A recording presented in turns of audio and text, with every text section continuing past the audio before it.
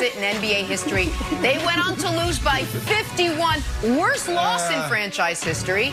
Now, Paul George, who didn't play great, but played, took full responsibility after the game. Listen to what he had to say. I mean, it's not that big of a deal. Yeah, we got our butts kicked today. But, you know, it's one game. I think we'll just take what we need to take away from today. And we wasn't prepared, not from the plan, but just from us being ready to go. And that's on me.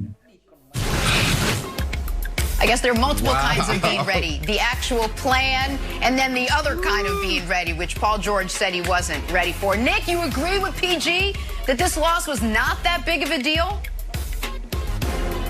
Jenna, a new rule for this show, just to make your life easier. You never have to ask me, do I agree with Paul George? He's on a permanent disagreement basis now. A sight unseen, quote unread. Paul George said it. I'm going to go ahead and say I think the opposite. And this falls perfectly in that category. I am not one to make too much of a regular season NBA game. But there are, Kevin Wildes, a few exceptions. And one of them is this. If the following phrase is uttered, it's a big deal. And that phrase is, worst in the shot clock era, ... If you ever have that attached to you, it was a travesty. You know how I know? Here's how long the shot clock's been around. Bill Russell came into the league, shot clock already there. Bill Russell's been 100 years old my whole life. He played 0 games before the shot clock era. Nick, stop it. When you have the worst game in the shot clock era, the worst first half in NBA history, it's something of a deal. And for a team that, you know, certain all-pro, arguable Hall of Fame caliber, good-looking wide receivers argue on television are going to the NBA Finals, for that team to have this game, I would be extra concerned. So, Kevin Wildes, I say it was a big deal, that Paul George is wrong, and that was an embarrassment for them. Yeah, I would say it's noteworthy. Ty Lue, after the game, said, like, yeah, we didn't have a lot of fight and we didn't have a lot of pop. And, like, you think? Like, even when they were down 50, I get it. The shots aren't going in. Dallas heats up a little bit. Kawhi's gone. But you can still try. So the fact, Brandon, that it was an effort issue, like, even late in the fourth quarter, Boban's catching one-handed, not jumping dunks, and the Mavericks are, like, crashing the boards. Like, they're up 50 at this point. So for me, Brandon, I would be, I don't know, if you wanted to bail out on your Clippers finals pick, which I think you should right now, I think it would be good for you. No, but I would be very shocked. Season. What? He's totally allowed to. No. He's 100%. Yeah, no, I'm not going to do it, Jenna. You should.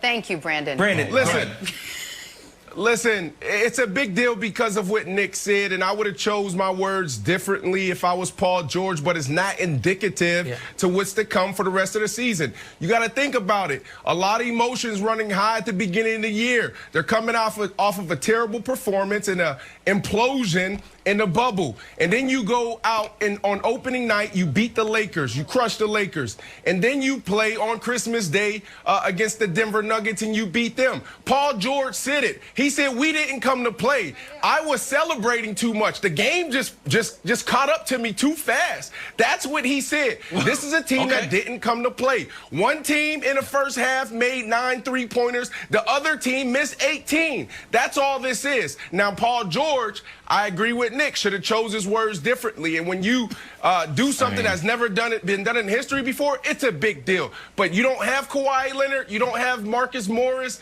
This is a problem. And listen, those 18 missed threes, they were just 15 missed first half threes away from only trailing by 5. So they have that to hang their hat on.